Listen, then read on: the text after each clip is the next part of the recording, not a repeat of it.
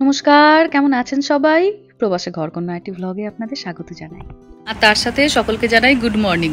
আজকে বৃহস্পতিবার, সকাল এখন 8:30। আজকে আর হাঁটতে যাইনি, মেহার বাবা যাবে অফিসে, তাকে একটুখানি খাবার দাবার বানিয়ে দেবো। তবে খুব ভারী কিছু বানাবো না, ওর দুটো খুব ইম্পর্টেন্ট মিটিং আছে, ওইগুলো ইন পার্সন অ্যাটেন্ড করতে হবে। হয়তো দুপুর 1-1:30টার মধ্যে চলেও আসবে। কস্কো থেকে গত সপ্তাহে এই ফ্রাইং প্যানের সেটটা এনেছিলাম, কিন্তু খোলা আর হয়নি। ভাবলাম আজকে সকালের জল খাবারটা তাহলে এটাতেই বানাই। 3টে একসাথে ফ্রাইং প্যান আছে, কস্কো থেকে নেওয়া। $100 মতো দাম নিয়েছিল।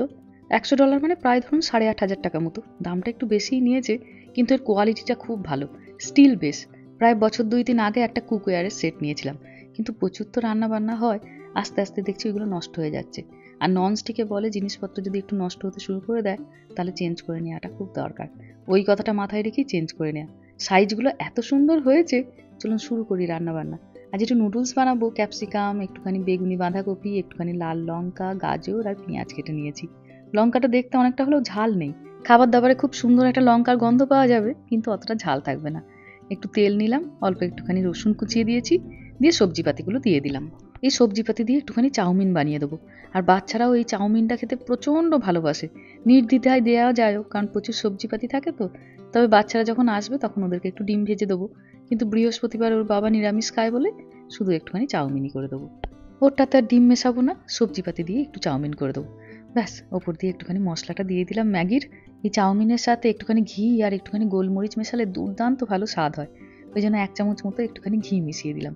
নুডলসগুলোকে হাত দিয়ে একটু ঠিক করে দিচ্ছি, নাহলে ঠান্ডা জল পেয়ে সব একদম একসাথে হয়ে গেছিলো। ব্যাস, এবার সুন্দর করে মিশিয়ে নেবো, দিয়ে ওর বাবার টিফিন বক্সে ভরে দেবো। চাউমিন দেখলে ছেলেমেয়েরা আর ভাত খাবে না, তারা দুপুরেই চাউমিনই খাবে। আর একটুখানি পোস্ত বানাবো, বিকালবেলার দিকে ওর বাবা ভাত খাবে।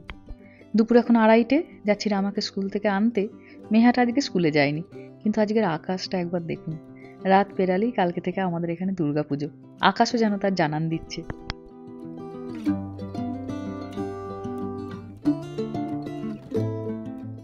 চলে এসেছি স্কুলে। আজকেও স্কুল আছে, কালকেও স্কুল আছে। জানেন, দুর্গাপুজোর সময় তো এখানে ছুটি পাওয়া যায় না। আর এই বাচ্চাদের স্কুলে দিয়ে আসা নিয়ে আসা এইগুলো করলেই যেন মনে হয় সেই বাধা রুটিনের মধ্যেই পড়ে আছি। তবে মেহার বাবা কালকে অফিস ছুটি নিয়েছে। কালকে সকাল থেকেই আমাদের এখানে পুজো শুরু হয়ে যাবে।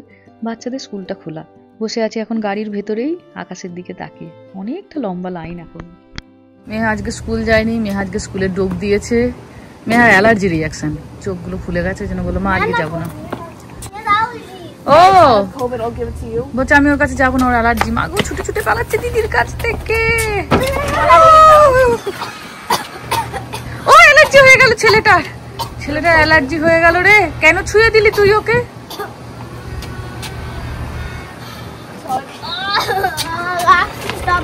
বাচ্চারা বাড়ি ফিরলেই প্রথম যেটি কাজ, খাবার ব্যবস্থা করো। দুজনকেই জিজ্ঞাসা করলাম পোস্ত আছে, ভাত আছে, কোনটা খাবি? দুজনেরই এক কথা, নুডলস খাবে। স্কুলে প্রত্যেক দিনই ওদের লাঞ্চের ব্যবস্থা থাকে। যেদিন যেদিন ওদের ভালো লাগার জিনিসগুলি থাকে সেদিনকে খায়, আর যেদিন থাকে না সেদিনকে বাড়ি থেকে নিয়ে যায়। আর মেহা তো এখন আবার প্রচণ্ড হয়ে গেছে হেলথ কনসিয়াস। যেদিন যেদিন খুব চিজ দেওয়া খাবার দাবার থাকে সেদিনকে বলে বাড়ি থেকে নিয়ে যাব। ওদের সারা মাসের লিস্টটা আসলে প্রথমেই পাঠিয়ে দেয় যে কোন দিন কি খাবার দাবার দেওয়া হবে। আর রামাটা বাড়ি থেকে খাবার নিয়ে যাক বা স্কুলে খাবার খাক, কোনো জায়গাতেই ও খাবার খায় না। ওর খালি খেলাধুলা, ছোটাছুটিতে মন। তাই বাড়িতে আসার পরেই জুতো খুলতে পারে না, ও খিদের ঠেলায় অস্থির হয়ে যায়। একটুখানি নুন আর গোলমরিচ দিলাম। সকালবেলায় নুডলসটাতে একটুখানি ঘি দিয়েছিলাম তো, এই গোলমরিচ আর ঘি দিয়ে খুব ভালো স্বাদ হয়। সকালে ও সেই ব্রেকফাস্ট করে যায়, তারপরে এইটা খাওয়া। মাঝখানে মোটামুটি 6-7 ঘন্টাও কিচ্ছু খায় না, তবে জলটা দেখি শেষ করে আসে। ব্যাস, এই যে রেডি। চলুন বাচ্চাদেরকে খাইয়ে নিয়ে একটু ঘুম পাড়িয়ে দিই। বিকালবেলায় যাবো পাড়ার ছেলেরা প্যান্ডেল বাঁধছে দেখতে। এই যে চলে এসেছি গাড়ির ভেতরে, সব অন্ধকার, আমি রামা আর মেহা। চলুন যাই, পার্কে গিয়ে আবার দেখা হবে কেমন প্যান্ডেল বাঁধা হচ্ছে। কুমোরটুলি থেকে এবছর আমাদের নতুন প্রতিমা এসেছে, তা আপনাদের দর্শন করাবো। চলুন ওখানে গিয়ে দেখা হবে।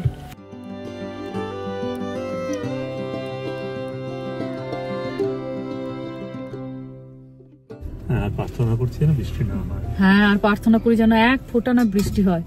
সবাই এত দিন ধরে বাজার দোকান করেছে, জামা কাপড় কিনেছে, সবাই যেন একদম সুন্দরভাবে পরে সেজে গুজে মায়ের পুজো যেন ভালোভাবে উপভোগ করতে পারে।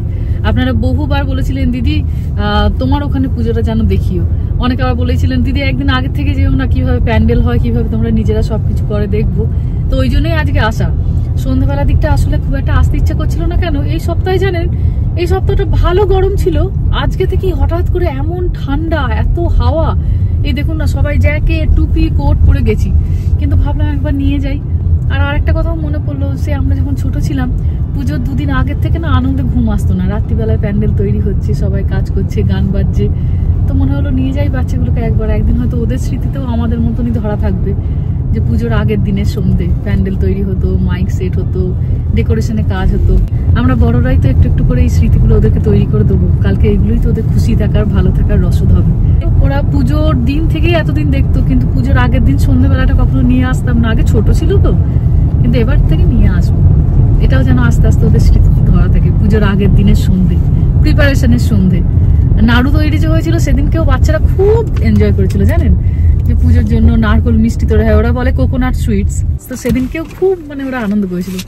ওটাও শিখলো যে এটাও একটা পুজোর পার্ট, একদিন সবাই মিলে বসে নাড়ু তৈরি করতে হয়। তো যাই হোক চলুন, এই তো বছরের কটা দিন দেখতে দেখতে হুড়ু করে কেটে যাবে, সবাই মিলে একটু মিলেমিশে আনন্দ করে নেওয়া।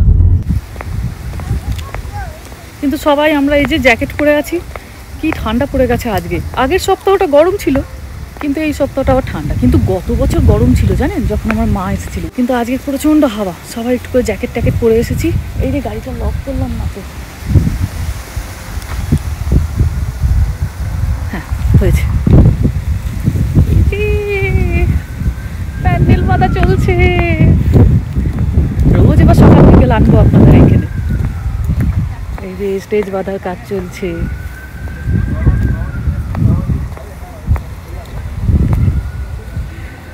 ওই যে ওইখানে তাঁবুগুলো দেখছেন, ওখানে বসবে বিভিন্ন রকমের স্টল। এটা তো পার্কের রেস্টরুমটা।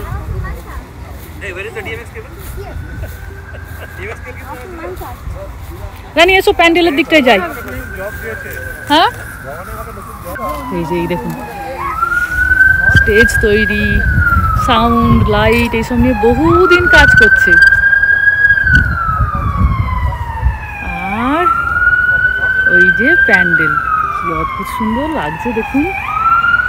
চলুন, এই যে বড় বড় সেই গাছগুলো, সুন্দর সুন্দর ফুল, ময়ূর বড় বড় এসেছে। এখানে কুলার, যদি গরম করে ওই ভয়ে। আর এখানে চলছে মা দুর্গার উপর দিয়ে সেই আর্চগুলো যেগুলো তৈরি হয়, সেই আর্চগুলো তৈরির কাজ। কি সুন্দর সাজিয়েছে গো, হ্যাঁ কি সুন্দর লাগছে।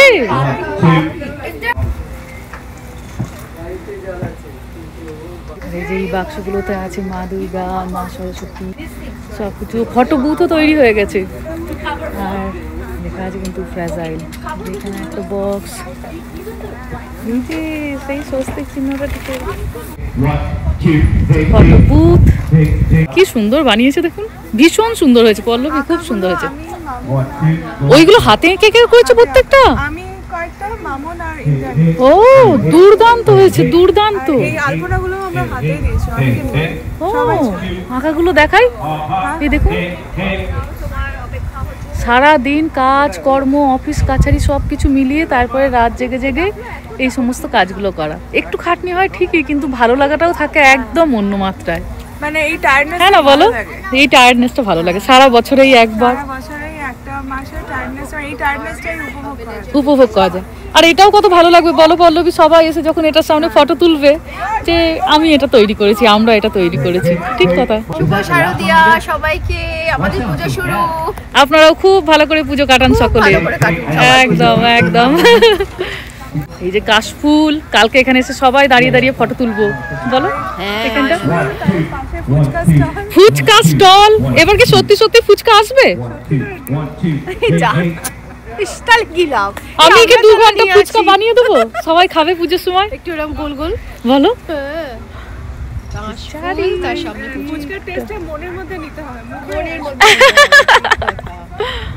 আচ্ছা ওইখানে আবার আরেকটা ফটো বুথ। আর এইখানে হয়েছে একটা ফুচকা স্টল, সে আগের বারেও হয়েছিল, পান মশলা টসলা সব রাখা হয়েছিল, কিন্তু ওইটা শুধু ফটো তোলার জন্য, কিন্তু খেয়ে নিলে চলবে না। এইটা কেমন হাওয়া দিচ্ছে দেখছেন।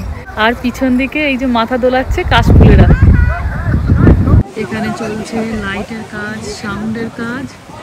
এই যে মেহার বাবা বেচারি ঠান্ডা তো অবস্থা দেখুন একবার ঠিক।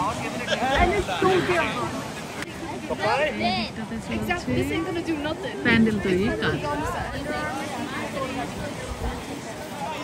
স্টেজের উপরে যে ফুলের কাজ হচ্ছিল সে তো আপনারা দেখেছেনই, কিন্তু কিছু ফুল কম পড়ে, তো এই জন্য আমরা 3টি মেয়ে মিলে আমাদের কমিউনিটির মধ্যে একজন আছে যিনি এই ডেকোরেশনের জিনিসগুলো ভাড়া দেন, ওনার বাড়িতে এসেছি এগুলি নেবার জন্য। এটিও একটি ভীষণ ভালো বিজনেস, বাড়িতে এই জিনিসগুলো কিনে রাখা, তারপরে ধরুন জন্মদিন, গ্র্যাজুয়েশন পার্টি, কোনো রকম ইন্ডিয়ান ফেস্টিভ্যাল বা কাউরির বিয়ে থাওয়াতে এগুলো ভাড়ায় দেওয়া হয়। তখন তাড়াতাড়ি করে জিনিসগুলোকে নিয়ে ফিরে এসেছি আমরা আবার মণ্ডপে, একদম সেই ছোটবেলাকার অনুভূতি। এবছর তো আমাদের নতুন প্রতিমা, তা তো আপনারা জানেনই, কুমোরটুলি থেকে এবছর আমাদের নতুন প্রতিমা এসেছে। তো গণেশের বক্সটি খোলা হয়েছে, তাই তাকে স্টেজের উপরে রাখা হয়েছে। এই যে ফুলগুলো যেগুলো আনলাম এক্ষুনি, এদেশে যেহেতু লোক পাওয়া একটু মুশকিল বা তাদের বোঝানোটাও একটু মুশকিল, তাই প্যান্ডেলই বলুন, লাইটই বলুন, সমস্ত কিছু নিজেদের করতে হয়। প্রায় মাসখানেকের বেশি চলে এর প্রস্তুতি পর্ব। অবশেষে এত প্ল্যানিং, এত প্রস্তুতি, সব কিছুর আজ হলো শেষ রাত। আর এই সমস্ত কিছু দিয়ে সুন্দর করে সবকিছু সাজিয়ে কাল সকাল থেকে শুরু হবে মায়ের আরাধনা।